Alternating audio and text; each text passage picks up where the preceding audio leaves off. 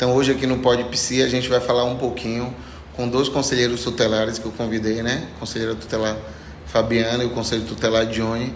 A gente vai falar um pouquinho sobre o caso do vaqueirinho, né? Gerson, que ficou conhecido como o jovem que entrou no zoológico, nas jaulas, e que a leoa atacou ele.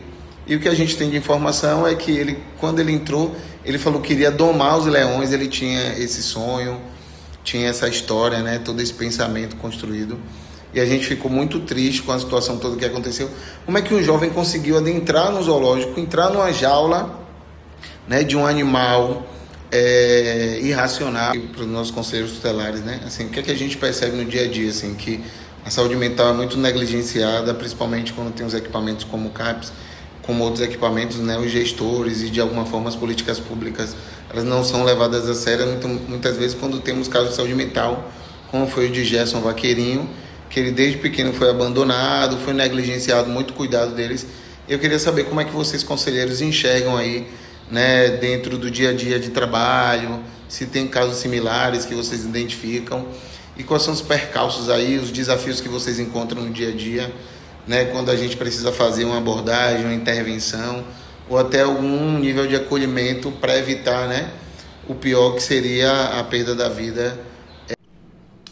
Oi, muito feliz pelo convite, Rafael, né, para a gente estar falando um pouco sobre a questão desse jovem, né, que ficou conhecido como Vaqueirinho.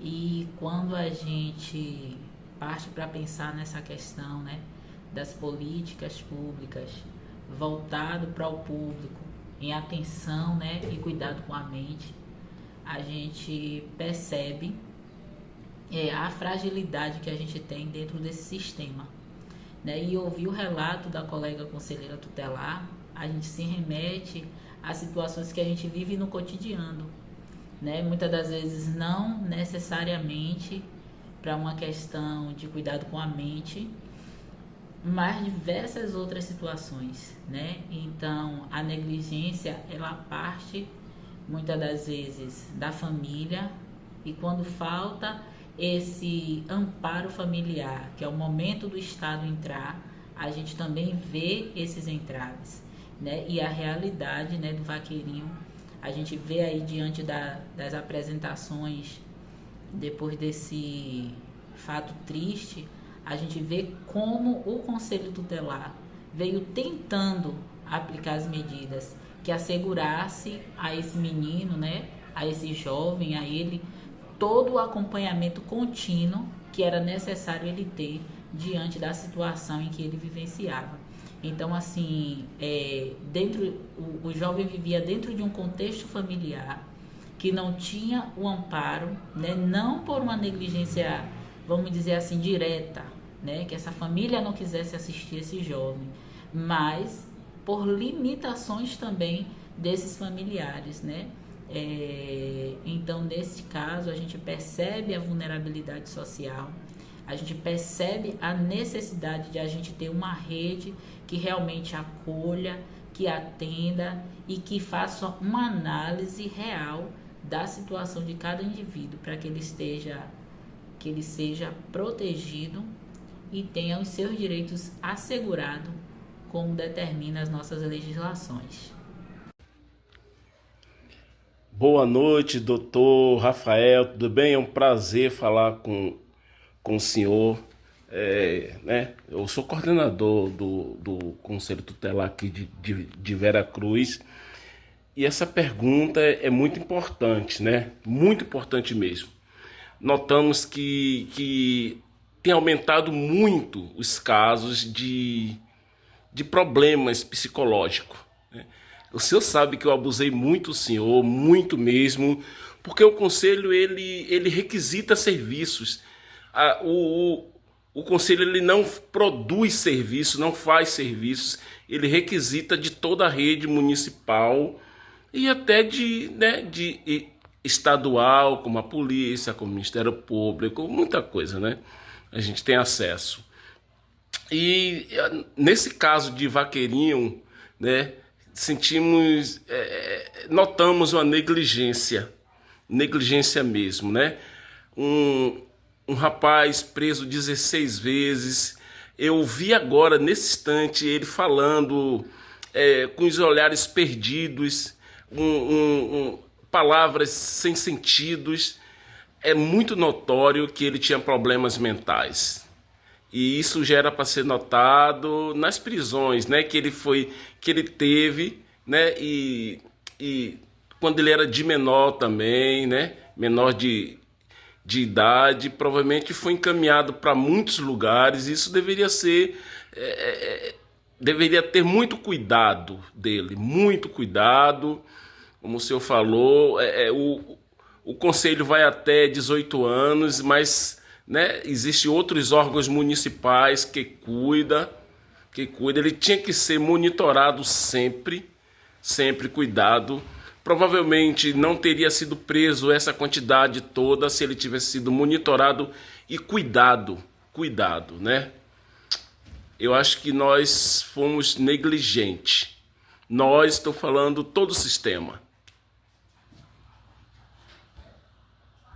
A gente viu um vídeo da conselheira tutelar que acompanhou, né? E ela falou um pouco que como chegam os casos de denúncia para o Conselho Tutelar, e o Conselho Tutelar muitas vezes vai direcionar e encaminhar para os equipamentos executivos, né, das políticas públicas, e muitas vezes eles vão receber as portas na cara, dificuldades negativas. E a gente percebe que essas situações que ocorrem são muito similares em muitos locais. E a gente percebe as dificuldades estruturais, a dificuldade de equipe, de capacitação, de educação permanente, né? E uma coisa que eu queria também saber de vocês, quando vocês acompanham esses casos, que a gente percebe também claramente, assim, uma visão de experiência e de vivência, é que muitos jovens, depois que eles completam a maioridade, eles param de ser acompanhados pelo Conselho Tutelar e eles são jogados ao leão, né? Porque o Conselho Tutelar, ele acompanha crianças e adolescentes. E quando são casos de adultos, né? Como é que... Doutor, verdade, né? Os órgãos municipais mesmo que cuidam não estão conseguindo cuidar, né? O Conselho Tutelar, ele requisita serviços, e os órgãos que prestam serviço, que vai lá cuidar, eles têm que estar acompanhando. Essa semana mesmo eu fiz um ofício pedindo um relatório de todos os casos desse ano, para que a gente inicie o ano sabendo como está cada um. Isso é muito importante. Muito importante a gente estar entendendo a cada ano o que evoluiu ou involuiu, como está a situação dele, se precisa de mais cuidado, se precisa de outros cuidados. E geralmente, quando a gente encaminha para um setor, exceto o CAPS é diferente. O CAPS cuida muito, pelo menos na gestão do senhor. Eu abusei muito do senhor estava sempre presente, né?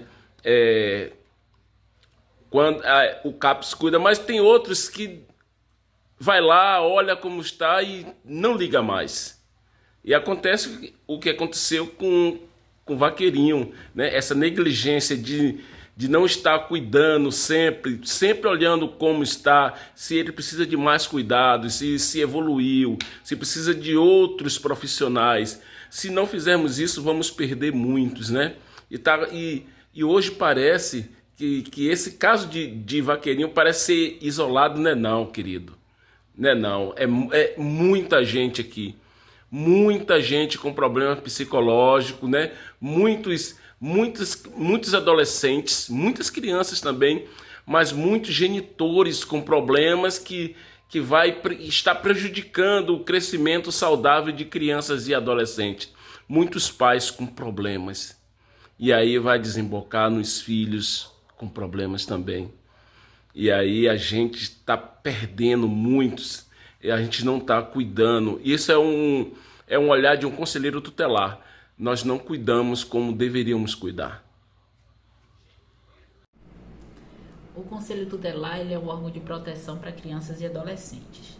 Nesse caso, o jovem, ao completar a maioridade, que é os 18 anos, o Conselho Tutelar ele deixa de ter, né, esse caráter protetivo para esse indivíduo, passando então essa responsabilidade de garantir a proteção e acesso aos direitos, ela passa a ser do próprio indivíduo, né, da família e de toda a rede de proteção, que também tem esse dever, né, de assegurar a proteção social para todos, né, seja criança, seja adolescente, seja adulto, né, a proteção social através do Sistema Único de Assistência Social.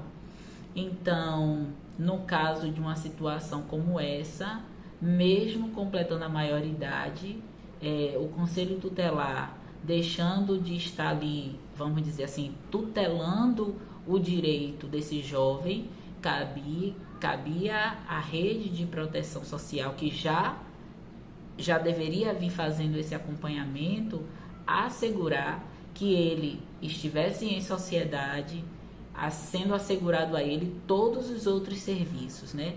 Por exemplo, um adolescente, ou uma criança, um adolescente que está acolhido e completa a maioridade, existem serviços, programas que possam potencializar ele para o momento em que ele completa a maioridade e que vai precisar ser inserido, né, na sociedade, sendo ele o tutor legal dele mesmo, né? Então ele passa a ganhar maioridade, passa a responder pelos seus atos. Então, se ele vinha sendo assegurado por essa proteção do Estado com um acolhimento, ele precisa ter sido trabalhado, né, ser potencializado para que quando ele entre na sociedade, sendo seu próprio responsável, ele tenha em si, né, já uma capacidade de assegurar sua estadia em sociedade. E aí, pensando nas esferas da intervenção, a gente às vezes fica muito discutindo as teorias, né, tentando debater aqui, vai para a mídia, mas a gente tem que aproveitar esse espaço que está sendo debatido na mídia para poder falar sobre esses casos. O que é que a gente precisa? A gente precisa fazer pactuações, a gente precisa de educação permanente, a gente precisa de convênios, a gente precisa ampliar essa rede de cuidados, que é super importante, principalmente dos cuidados intersetoriais, né? E aí, o que é que acontece? A gente não pode só buscar fazer intervenções quando surgem casos. A gente tem que se antecipar, prevenir, planejar, organizar para que casos como esse de Vaqueirinho não aconteçam mais, que a gente sabe que acontece muito aí. Muitos casos de violência, de negligência, de abandono, muitas crianças e jovens e também adultos em situação de vulnerabilidade social e que em muitos casos às vezes não repercute na mídia como repercutiu esse caso, né? Doutor, tem algo muito sério, né, também, que acontece muito mesmo. É um preconceito que as pessoas, que a sociedade tem quando tocamos o nome de psicólogos e psiquiatras, né? Quando nós tratamos desse caso e fazemos os encaminhamentos, nós temos muitas famílias aqui que se recusam a ir para psicólogos e psiquiatra. Há essa dificuldade das pessoas entenderem, e a primeira palavra que eles chegam e dizem assim: não, eu não vou não, que eu não sou maluco. A gente ouve lá muito isso, e assim, é necessário fazer uma campanha muito forte para que as pessoas entendam que é problemas, né? Nosso corpo tem problema, nossa mente tem problemas e precisa ser cuidado, né? Não é que é maluco, mas a sociedade tem essa recusa. Quando nós tocamos em psicólogos, simplesmente nós encaminhamos muito para psicólogos e eles têm, muitas famílias recusam. Ah, meu filho não tem problema mental não é maluco e tal. Sempre tem algumas palavras que vai rebater para que ele não vá para um psicólogo, ou para o CAPS, ou para o CAE, nós encaminhamos. Então, assim, existe essa situação que preciso fazer uma campanha para que a sociedade entenda que é cuidado, né? Rafael, eu sempre gosto de dizer que nós temos dentro do nosso país uma legislação que se completa em si quando se fala no que está escrito, né?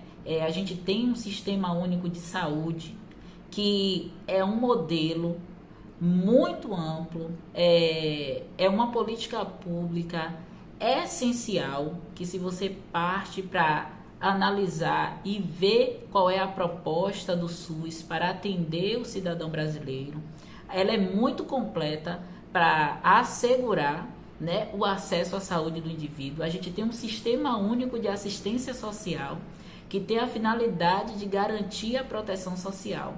Então, assim, se a gente for olhar por questão de aparatos técnicos e de legislação, né, que aí eu citei aqui dois aparatos que a gente tem, que é o Sistema Único de Saúde, o Sistema Único de Assistência, a gente tem dentro do nosso país mecanismos muito bons, né, e de alta representatividade, que pode assegurar a esse indivíduo, a ele, uma proteção para que ele viva no bem-estar, né? Mas o que se precisa muito hoje em dia é colocar na prática, né? Que infelizmente a gente às vezes vê um modelo que, quando você está na ponta e precisa acessar, você não consegue. Então a gente precisa agir com a proteção, a gente precisa agir antes que o problema chegue, antes que a situação aconteça, né? E aí eu volto aqui para a questão do jovem, que é o motivo do nosso diálogo aqui hoje. A gente vê o quanto aquele menino estava caminhando e a própria sociedade observando, né? E não teve ninguém que tomasse uma atitude, que acionasse alguém que pudesse intervir em uma situação como aquela, né? A gente vê vídeo que vê o percurso quase todo que o adolescente, que o jovem faz. Mas se a gente for analisar, a sociedade, né? Começa pela família, pela sociedade, aí vem o Estado e, infelizmente, nós ficamos desassistidos quando existem situações que precisa da intervenção, né, que precisa desse suporte para que o indivíduo que está em situação de vulnerabilidade possa ter acesso aos seus direitos e seja assegurado a ele a proteção social.